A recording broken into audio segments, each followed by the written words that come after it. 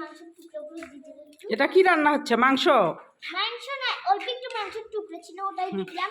দেখে শিং মাছের তরকারিটা অনেক সুন্দর টকটকে হয়। ও শিং মাছের সাথে ফির মাংস? মাংসের তরকারি দিলাম। আচ্ছা আচ্ছা, ইয়ামি রান্না। এরকম রান্না তো কখনো শুনি নাই, শিং মাছের সাথেও রান্না, মাংস দিয়ে রান্না করা যায়। এখন এটার মধ্যে দিব ফুলকপি, কিন্তু আমাদের বাজারে যেতে হবে, তো বাজারে যাওয়া যাক। ও আবার বাজারে? হ্যাঁ রান্না করতে হতে বাজারে? কোথায় বাজারটা দেখি? হ্যাঁ, মুরগির মাংসের দাম কত?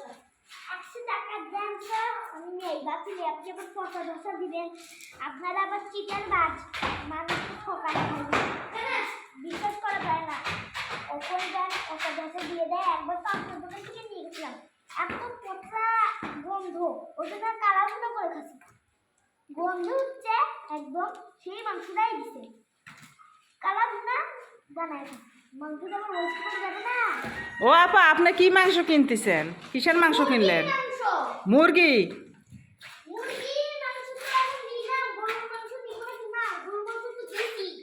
হ্যাঁ এই ধর 100 টাকা, 100 টাকা হবে না।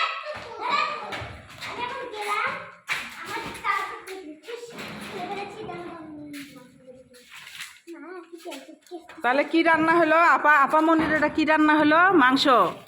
মাংসই তো রান্না করতেছি না, দিয়েছে এটা স্পেশাল একটা জিনিস, এভাবে কেউ শিং মাছ রান্না করে না, আজকে থেকে রান্না করবেন। ও শিং মাছের সাথে মাংস দিয়ে রান্না, আর এটা দিব স্পেশাল না রান্না? এটা হচ্ছে ইয়া দিয়ে খাবেন।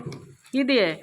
আবার ধনে দেবো, বেশি করে ধনে দিলে অনেক সুন্দর গন্ধ হচ্ছে। ও আবার ধনিয়া পাতা? কারণ বেশি ধনে পাতা যদি দেন তাহলে গন্ধ উঠবে, অনেক সুন্দর গন্ধ স্মেল ওঠে। এটা